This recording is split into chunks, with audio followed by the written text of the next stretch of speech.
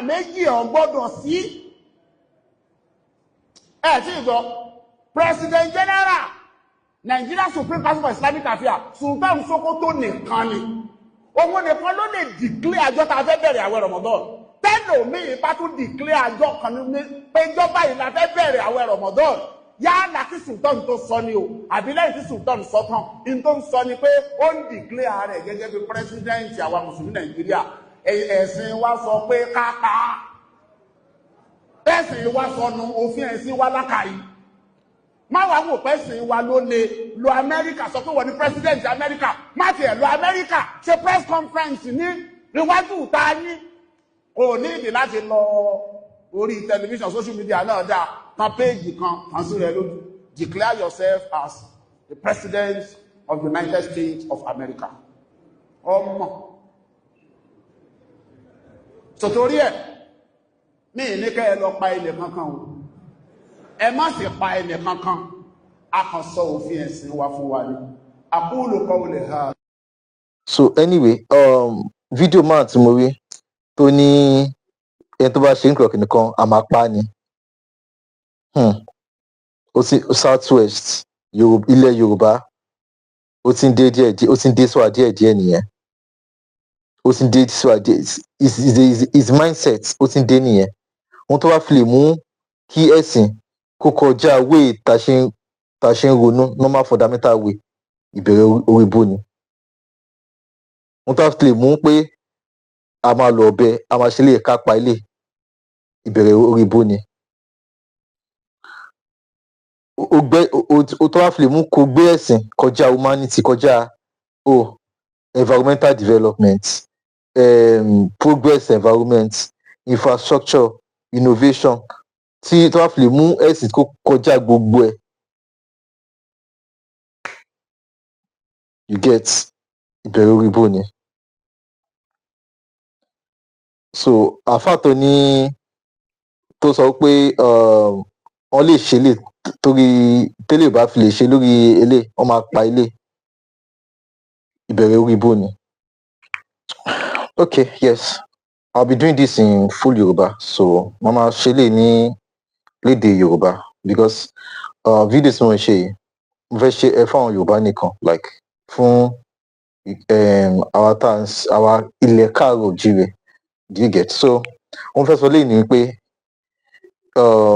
ìwọ tó bá mú ẹ̀sìn kọjá ìròrí ẹ̀ lọ ìbẹ̀rẹ̀ orí bó ni. Ìwọ tó bá mú ẹ̀sìn kọjá normal common sense so ìbẹ̀rẹ̀ orí bó ni. Then àbòsí ni pẹ̀lú.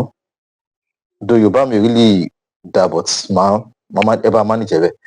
So nílẹ̀ Nàìjíríà a ní ẹ̀sìn Mùsùlùmí, ẹ̀sìn Kìrìsìtẹ́nì, ẹ̀sìn ìṣẹ̀ṣe. Jáde náà àwọn kan tí wọ́n ti gbàgbọ́ ní anything. A lè pọ̀ ní atheist. So ohun tí bá jẹ́ pẹ̀lú ohun tí bá kà a ní okay jẹ́ ìbẹ̀rẹ̀ pẹ̀lú náà. A ní ilé Holy Bible, a ní ilé Holy Quran, a dẹ̀ ní other one. So ohun tí bá kà okay jẹ́ ìbẹ̀rẹ̀ pẹ̀lú ilé ìsìn eléyìí tó bá máa fi manipulate àwọn èèyàn tó bá fi ilé manipulate àwọn èèyàn nǹkan tó lè rí gbà nínú ilé bí ó fi manipulate irun sìn nǹkan tó àwọn ilé is mostly Christology. So tó bá kàn Christology tó fẹ́ fi manipulate ní anything outside Christology nínú ilé tó bá ti mú Christ kúrò nínú ilé ó fẹ́ fi manipulate tó bá fi lè manipulate wàá fi cash out bí o lè fi gbàyà oníyàwó then bá àwọn ọmọge and then ṣàǹkan oríṣiríṣi àyàmá but some of everything tó bá fi ilé tó bá fi most manipulation ilé like tó bá follow bó ṣe kó rí o kò fẹ́ fi manipulate o lè fi control èèyàn o lè fi last o lè fi cash out. Ṣé eléyìí tó jẹ́ Holy Quran màá sọ̀rọ̀ lórí ilé okay so ìwé méjì ní Nàìjíríà ẹ̀sìn méjì ló common which is the Quran and the Bible. Then mi ò ní ti hadith, I don't have one of hadith. So ní gbogbo àgbáláyé country tó mẹ́sìn serious Afghanistan àti Nigeria. Then nínú country méjì yìí àwọn dẹ̀ ló pọ̀ jù. Bẹ́ẹ̀ ni àwọn ló pọ̀ jù. So nínú eléyìí manipulation tó ti lò nínú eléyìí irú àwọn north wọ́n fi kó àwọn èèyàn wọn lẹ́rú nílẹ̀ north. Tó bá lọ sí Saudi Arabia, Dubai, Muslim márùn ní ṣe like ó máa wọ́n kẹ́ ṣe Muslim tó bá dé àwọn Dubai, Saudi Arabia àtàwọn olùbẹ̀ yẹn Muslim márùn ní ṣe but nílẹ̀ north wọ́n ti fi eléyìí wọ́n ti fi kó wọn lẹ́rú. So another thing ohun tí bá kà níwèé méjì yìí tó máa inspire mi láti lo ọ̀bẹ pé yes jẹ́ n pààyàn ìbẹ̀rẹ̀ orí ibú ni. So ṣé n gẹ̀ẹ́sì bẹ́ẹ̀ ìbẹ̀rẹ̀ orí burúkú ni wípé mo kàwé one of the way eléyìí náà pípa wà nínú eléyìí náà wọ́n jagun nínú eléyìí wọ́n jagun nínú eléyìí náà. No, we have the English version, the Yoruba version of Kini. Tó bá dé bookshop Yaba and the rest ó wà ńbẹ̀. Hadith náà in English version everything wà ńbẹ̀. So ohun tí bá kà ohun tó bá fi inspire mi lè mo ń bá àwọn ẹ̀yin Yorùbá sọ̀rọ̀ tó bá fi inspire mi lẹ́yìn tó bá kà tó bá inspire mi pé ká pa Kini ká súnyàn ká wọlé èèyàn tí bá kà tó bá inspire mi láti ṣe bẹ́ẹ̀ ìbẹ̀rẹ̀ orí ibú ni. Bí ẹni náà jẹ́ Christian ó jẹ́ Muslim ó jẹ́ ṣẹ̀ṣẹ̀ tí any of this book bá inspire mi pé kí ká lọ sun ẹni yìí ká lọ wọlé ẹ̀ ká lọ ṣe Kini torí ẹ̀sìn torí àwọn nǹkan torí àwọn prophets kan tó wà ń bẹ̀ ìbẹ̀rẹ̀ orí ibú ni.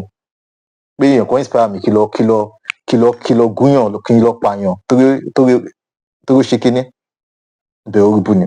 Bẹ́ẹ̀ mi sọ eléyìí tẹ́lẹ̀ eléyìí manipulation táwọn èèyàn ti lò fún kò ju bí mostly kó fi cash out kó fi gbẹ́ràn lọ. But manipulation nílẹ̀ north wọ́n fi kó wọn lẹ́rú ni. So ó wà lára àwọn àlẹ́ tí máa ṣe. But then summary tí mo ti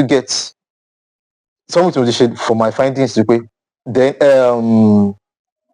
ẹ̀mí tó ti bọ́ nínú eléyìí ó pọ̀ ju eléyìí lọ. Nǹkan táwọn èèyàn inspire nínú ilé ẹ̀mí tó ti bọ́ ẹ̀mí tí eléyìí ti gbà ìtajà sílẹ̀ tó ti gbà ó pọ̀ ju eléyìí lọ like ẹ̀mí tó ti eléyìí bọ́ ó pọ̀ ju eléyìí lọ. So gbogbo ẹ̀ la máa yànnà náà ẹ̀ gẹ́gẹ́ bí mo ṣe sọ tẹ́lẹ̀ tí bá torí ẹ̀sìn bí a torí ẹ̀sìn mo á torí ọmọlàkejì mi tó mí tó lẹ́mìí pé torí ó ṣe lè ẹ jẹ́ ká pa nítorí nǹkan tí prophet kan sọ tó ti kú ìbẹ̀rẹ̀ orí ibú ni. So business Islam. So Islam ní Southwest like is a very peaceful like Muslim ó lè máa gbé pẹ̀lú Christian tó bá di Friday tí wọ́n bá ti lò wá gbá tiẹ̀ lọ tó bá di Sunday oní church àṣetì like they are living most Southwest. So parents mi ẹlòmíì máa ní Muslim ni mí ṣùgbọ́n girlfriend mi Christian mostly ó máa ọkọ̀ bẹ̀ ní Southwest like there's tolerance because we are Yoruba then a ní education most time we're all educated. Do you get? Mostly we're all educated. Obafemi, thanks Obafemi Awolowo. Then thanks to Tinubu to during his time as governor. Like most people are educated compared to Ile North. So ṣùgbọ́n Islam ní ẹ̀sìn North ẹ̀sìn North àwọn northern kìíní ó yàtọ̀ sí ẹ̀sìn kìíní. so wọ́n rí Islam southwest bí ẹ wà Muslim enough, so mo ń ṣe fídíò ìtọ́jú àwọn àfà because of some àfà àwọn àfà kan ní southwest, some of them mi ti ń gbàbọ̀dé already, mi ti imitate ó ti imitate bó ṣe ń ṣẹ̀sìn wọn ní Islam. So kí Danfodio tó dé, kí Danfodio tó wọ ilẹ̀ north, there's been Islam, very peaceful one. They're not, some people are practicing Islam, though wọn pọ̀. Àwọn tó ń practice kí ni wọ́n wà ń bẹ̀, do you get? So ìgbà tí Danfodio tó máa bẹ̀rẹ̀ tiẹ̀, òun gbé tiẹ̀ wọlé, which is the harsh one, do you get? So mo findings mi ṣá, Sharia law tó ń ṣe ní north Nigeria àbòsí ni, bẹ́ẹ̀ ni Sharia tó ń ṣe ní Nigeria, Sharia àbòsí ni. Sharia tó ń ṣe ní Saudi, Sharia law tó ń ṣe ní Saudi tó bá ń ṣe rẹ̀ ní Nigeria ni, gbogbo àwọn gọ́vnà north yẹn ẹ̀wọ̀n lẹ́kọ́ wà. Sharia tó ń ṣe nílẹ̀ Saudi tọ́jú ló ń ṣe ní Nigeria ni, Tinubu ò ní jẹ́ president. So Sharia law tó ń ṣe ní Nigeria, Sharia àbòsí ni. So ẹ̀yin àfà tẹ wà ní irú Ọ̀yọ́ Ọ̀ṣun, tẹ wà ní gbó, so ọtí tiẹ̀ Sharia sí ìbàyí díẹ̀, do you get? So nínú ìwé méjì ìwé lè ó ní evangelism, ó fẹ́ spread, so tẹ́lẹ̀ bá máa spread, ó máa spread by ká lọ ṣe missionary work ó yàtọ̀ sí kéèyàn kọ́ lọ wàásù. Missionary work wàá lọ far away, lọ sí bí ìgbèríko, wàá ní camp síbẹ̀, wàá teach, wàá preach, establish school, ṣe nǹkan bẹ́ẹ̀. Tẹ́lẹ̀ bá máa spread, ó máa spread by bí jihad and some systematic way. So what I was first explain. So Sharia tó ń ṣe ní north, Sharia àbòsí ni. Sharia tó ń ṣe, Sharia tó fẹ́ kóyàn lẹ́rú ni. Mo ti explain bí Christian ṣe lè manipulate end result ẹ̀, but mo fẹ́ explain to Muslim. So especially ti Nigeria, in the sense that wọ́n máa enslave àwọn èèyàn, do you get? Wọ́n máa enslave àwọn èèyàn, wọ́n dẹ̀ kọ kẹ́mi bọ́, wọ́n kọ kẹ́mi bọ́. So àwọn afá kan sìn wọ́n náà fẹ́ Sharia lọ́yọ̀ọ́. Àwọn afá kan inú wọn dùn pọ́n orí Gumi tọ́jọ́ snap. So and for ẹ̀ṣẹ́ kan tó ṣẹlẹ̀ ní Kwara, bó ipa gbọ́n wọ́n pa wọ́n bíi chicken, kó ló fi pa wọ́n Sharia. So then Nigeria government, terrorist wà lára wọn, if not èèyàn kan máa wọ́n wá kọ lẹ́tà, the same scripts all over, àwọn kan máa kọ lẹ́tà pé àwọn fẹ́ preach, tẹ bá gbà wọn láàyè ẹ gbọ́dọ̀ ṣe Sharia, wọ́n á fi yín lẹ̀. Okay, sìn àwọn northern politician yẹn, gbogbo ọmọ wọn abroad lọ ti school, gbogbo tó wà labroad ìlú Sharia kọ́ ló wà, ṣùgbọ́n ní Nàìjíríà wọ́n fẹ́ kí Sharia wà. So àbòsí nìyẹn. Tó bá sọ fún pé ká lọ sílẹ̀ Afghanistan lọ́fẹ̀ẹ́, pé ẹ̀yin mùsùlùmí o ẹ wá lọ sí Afghanistan o, kò sẹ́ni tó máa fẹ́ lọ. ṣùgbọ́n sáà pé ẹ wá lọ sí US, ẹ lọ sí any European country, wọ́n máa fẹ́ lọ. ṣùgbọ́n ọmọ tí ẹ lè rán lọ sílùú tí ò lu Sharia, ṣùgbọ́n ẹ ń fẹ́ kí Sharia wà nílẹ̀ Nàìjíríà. So Sharia lọ ní Nàìjíríà, as I said earlier, àwọn tálíkà ló wà fún, because tó bá lọ jí ewúrẹ́ lọ́jà, tó bá lọ ṣàṣemáṣe gẹ́gẹ́ bí mùsùlùmí, tó bá fi Sharia lọ gbá ẹ mú, ìdá kó gé ọwọ́ ẹ̀, kó ṣẹ̀wọ̀n, kó lù ẹ́ ní kinní pàṣán. Àwọn tó ń da Nàìjíríà jẹ́ tó jẹ́ láti ilẹ̀ north, mélòó ni Sharia lọ ti múnú wọn? Mélòó ni mo rí ọmọ is it not El-Rufai àbí ọmọ one of them ní labroad tó tẹ̀ ṣe fídíò gbogbo ọwọ́ àti imú àti everywhere ring ló wà ní gbogbo ẹ̀ ṣe máa fi ṣàríà lọ ṣe máa fi mú gbogbo ọmọ wọn lọ sí club so ṣàríà lọ wọ́n fi control ni ṣàríà lọ àbòsí ló wà ń bẹ̀ ṣàríà lọ ní tó ń ṣe Nàìjíríà wọ́n fi kó yín lẹ́rú ni so ẹ̀yin àfà tẹ̀sí ń clamor fún ṣàríà lọ ẹ máa ṣẹ́rú Fúlàní ni ìgbà tí Dan Fodio máa ṣe tiẹ̀ nígbà tí ó pa ọgbọ wọn tó pa ọgbà wọn èmi ní Nasara gbogbo wọn like that ó fi emir síbẹ̀ gbogbo ẹ̀ fún control ni fún ẹrú tí mò ń sọ nìyẹn so we have modern slavery ó ń ṣẹlẹ̀ báyìí systematically ni ṣórí táwọn mùsùlùmí tó wá fẹ́ encroach ibì kan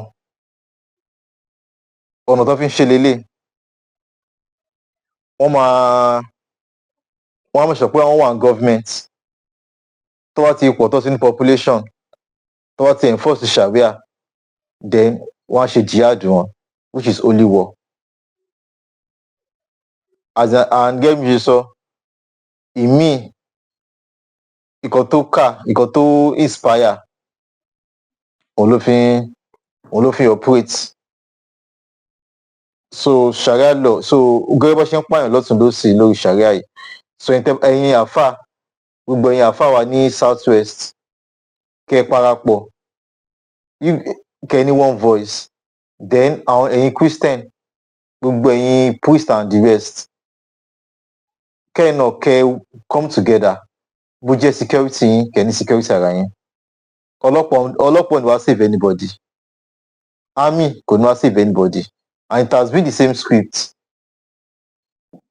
bọ́ ẹ pa wọn ní Kwara wọ́n pa wọn lóru wọ́n wá lálẹ́ ọ̀dẹ̀ pa wọn lóru mọ́jú wọ́n ti náà wọ́n ń bọ̀ wọ́n ti sọ lẹ́tà tẹ́lẹ̀ pa wọn ń bọ̀ ìgbà tó dẹ̀ dé kúlọ́ṣẹ́ wọ́n sun ilé wọ́n kidnap wọ́n pa wọn látàlẹ́ wọ́n ti pa wọn mọ́júmọ́ àwọn ọlọ́pàá kò sí nobody tó wá rescue wọn ìgbà tó ti pa wọn tán ẹ máa rí medicine after death bọ́n ṣe máa ṣe lélẹ̀ wọ́n á ti pè wọ́n pé alpha kí ló ń ṣẹlẹ̀ wọ́n ti pa wọ́n lọ́wọ́ ẹ má lọ ẹ má kẹ́bọ̀dì má lọ tó ti pa wọ́n tó ya ẹ̀dẹ́bẹ̀ gbẹ̀lẹ́ máa rí wọn tó máa lọ kiri máa patrol kiri medicine after death ẹ̀mí tó ti lọ nìyẹn sàrà nìyẹn lórí kíni lórí sharia náà so but tí sharia bá dé náà ẹ̀yin tẹ̀sí ìrù jẹjẹ tẹ́ ṣe mùsùlùmí a fẹ́ kí sharia lọ ó máa ṣètò ayé wa kò ní ṣètò ayé yín o ẹ máa ṣẹrú ni bẹ́ẹ̀ ni ẹ máa ṣẹrú ni so this high time for everybody gbogbo èyí tẹ́ ṣe ń ṣe ẹ lè máa ní differences Tijaniyat Alisuna ẹ lè máa ní differences ara yín ìyẹn tẹ́ ṣe problem but the main issue is people's life are at stake so that's why I'm doing this video because nǹkan tí wọ́n ti fi sharia campaign so as I said earlier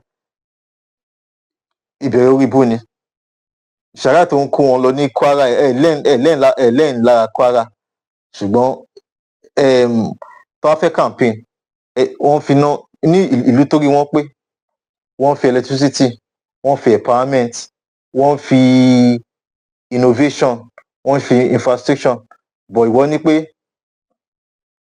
tí wọ́n bá débẹ̀ wàá ṣe pé tí wọ́n fẹ́ ṣàwá fún sharia so tó tẹ́ pé ilẹ̀ Yorùbá ẹ̀sìn ọwọ́ fẹ̀sì kọ́ wọ́n máa fẹ̀sì kọ́ wa lérò lọ last ni so àpẹẹrẹ lílé ní 2010 tó wá sọ fún yín pé army máa protect Boko Haram àmànírọ̀ ni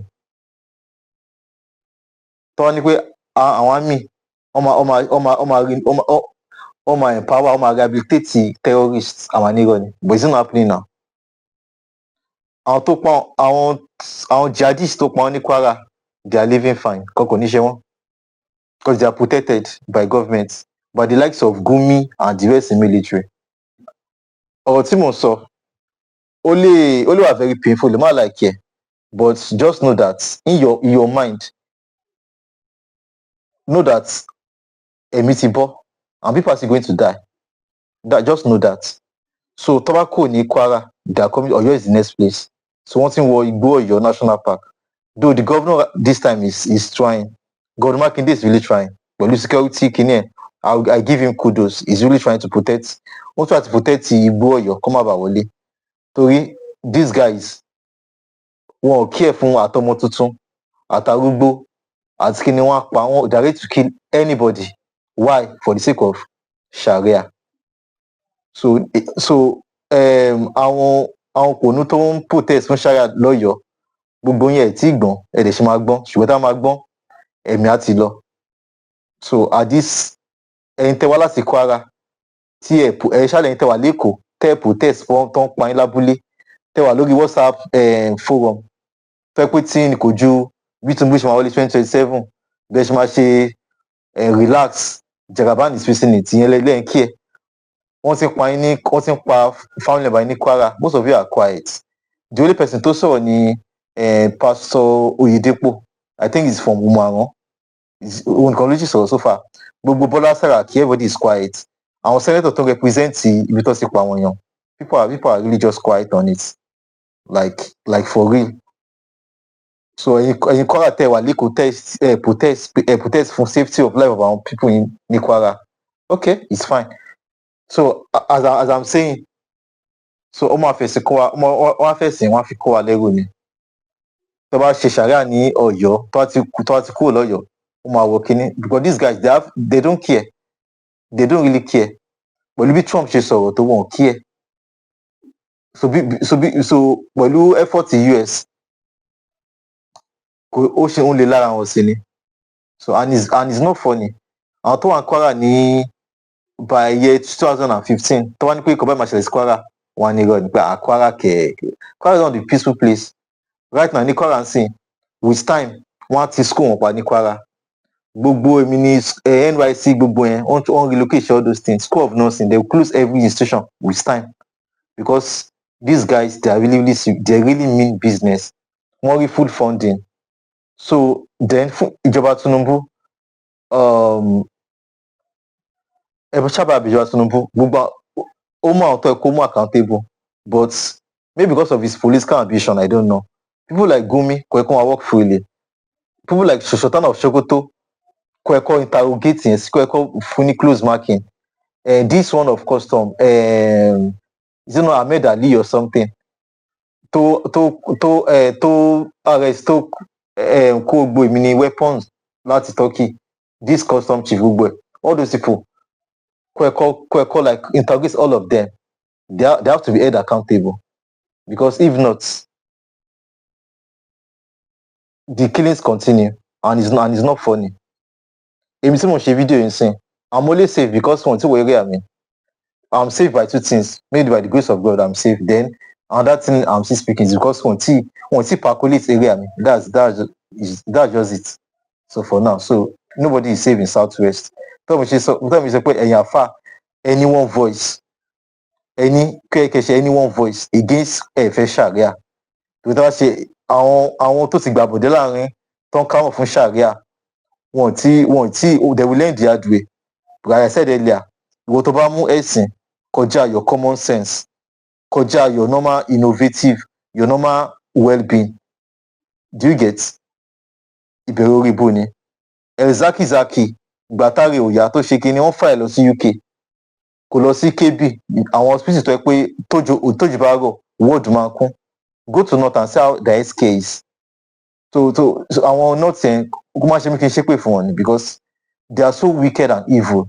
Gbogbo àwọn north ẹ̀ṣálà àwọn north ti ń ṣe Sharia yẹn consistency project of 2 billion tó ń gbà àwọn northern people kó lọ́ máa ṣe wọ́n ara wheelbarrow fáwọn èèyàn wọn.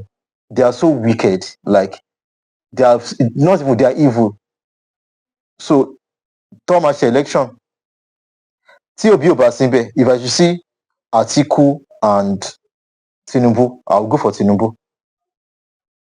I'm not a Tinubu person but I will prefer Tinubu than to pick Atiku because Buhari ń sìn òṣì tó ṣe ń sìn òun la ṣe ń face even his own state his own people are suffering right now. wọ́n á sọ kíní kan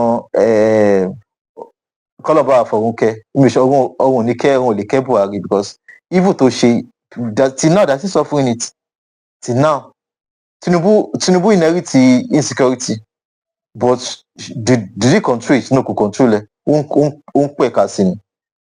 So as mo ń ṣe video in Yorùbá fún like torí mo fẹ́ talk to Yorùbá community especially the whole Afa and everything ẹ̀sìn Sharia ẹ̀sìn tó máa kó Yorùbá lérò lọ ni.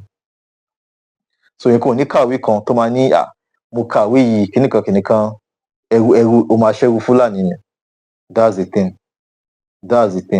So tí wọ́n Nàìjíríà bá ń ṣe ó pè ká pín torí àwọn nọ́ọ̀tì yẹn wọ́n lè kún torí Sharia. Ohun tó wá fi lè mú mi pa ọmọ like tó wá fi lè mú mi pa human being like me ìran alára bíi tèmi torí ẹ̀sìn kan torí ànábì kan tó ti kú tí ò ní jí mọ́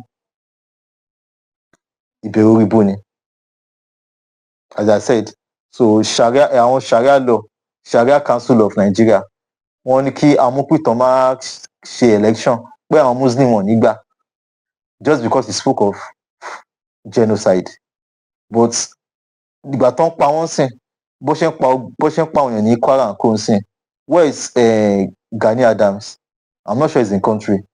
Where is Bukola Saraki? Where are they? Everybody are quiet. Where is Murik Professor Ishaq Akintola?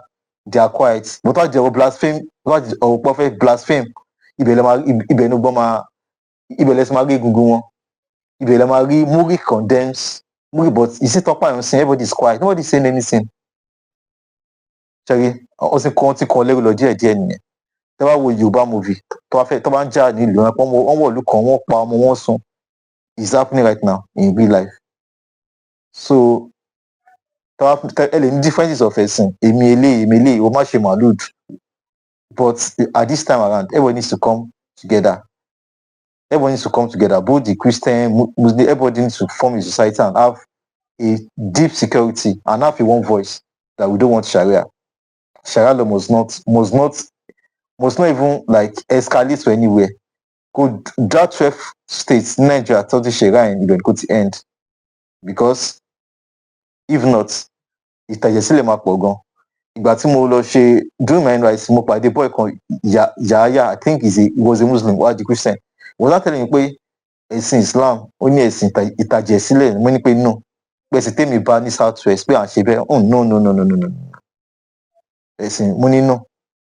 But later mo rí pé some part of Islam wọn mind kẹ́mi bọ́ wọn mind kọ́ pààyàn wọ́n ní 72 virgin like ṣọ́ọ́ṣì ṣe sex orgy lọ́hùn ni pé tó bá pa kìnfèrí wàá rí 72 virgin ní kíníkan àwọn adìtàn kò ní confam ẹ̀.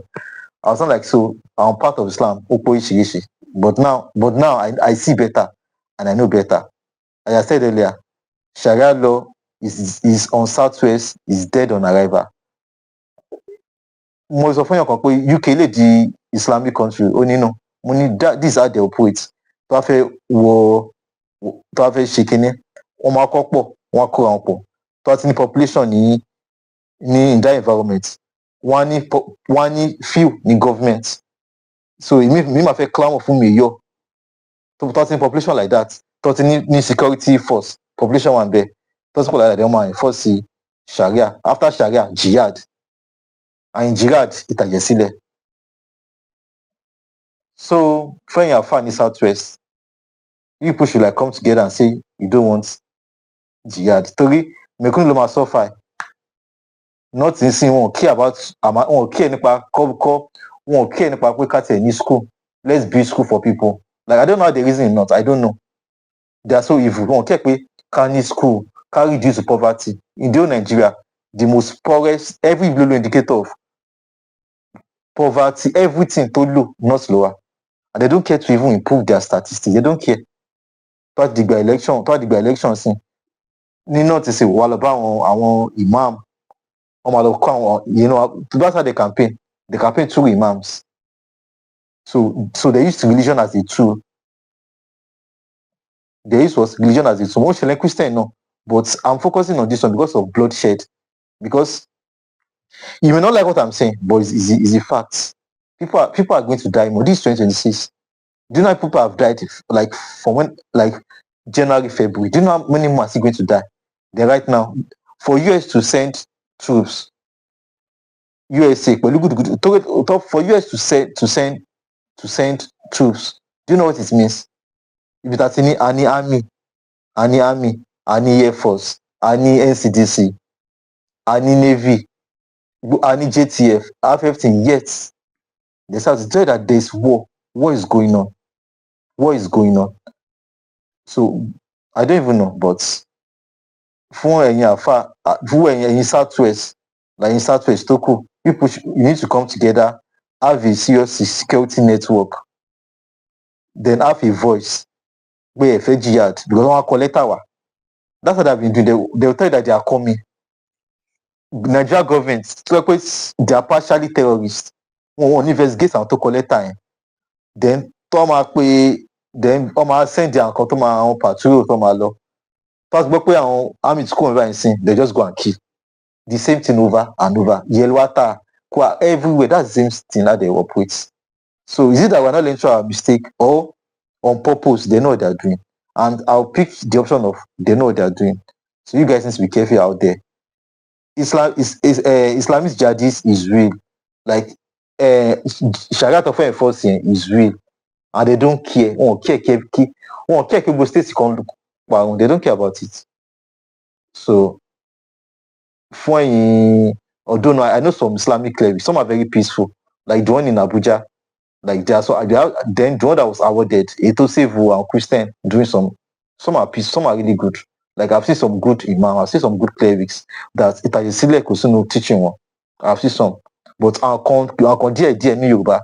Ẹ̀ṣálà tó ń bá Gumi ya photo tí wọ́n ń dùn yẹn, wọ́n ti ń gbàbọ̀dé díẹ̀ nìyẹn. Lastly, àní bá wọn kúkú ọ̀wọ̀ọ̀wọ̀, àní wọ́n ní rí wa pa as collateral damage o.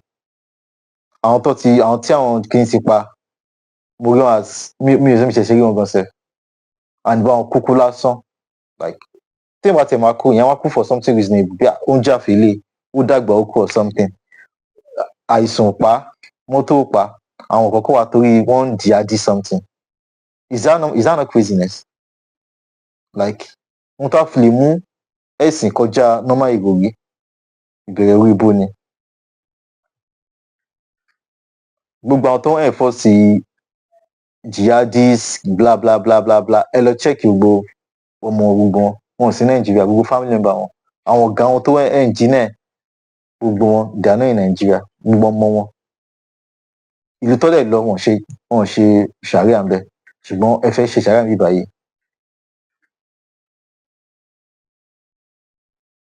Ẹ̀tẹ́ ní amúpìtàn, àwọn ìlú nothing, I don't know what's wrong with them. Ìlú not northern people yẹn. So Kamukutọ kuma conduct election torí because he wrote about genocide. Ṣé ló ń pa ni?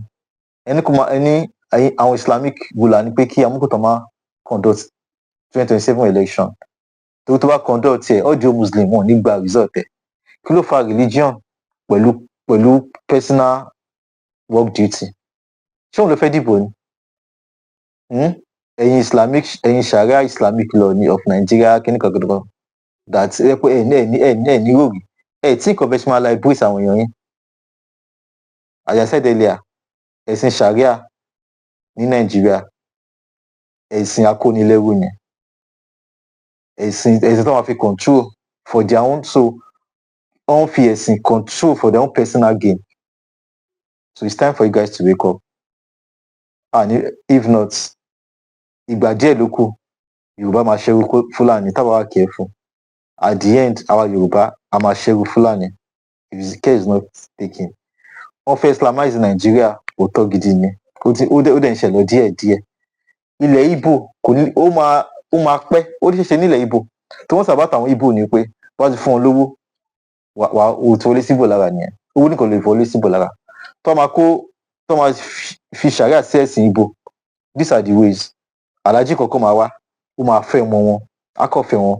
Ìwọ tó ń jẹ Amaka, tí Amaka tí Amanda wàá sọ orúkọ ẹ̀ wà lè máa jẹ́ orúkọ ẹ̀ lè máa jẹ́ Saidat, èyí tó ń jẹ́ Chidinma orúkọ ẹ̀ máa jẹ́ Aminat, so systematic way like that ó máa pẹ́ gan torí Catholic pọ̀ ń bẹ Our Lady of Assumption and all the rest ó pọ̀, but so Islamization in Nigeria, like jihadist movement in Nigeria, is real.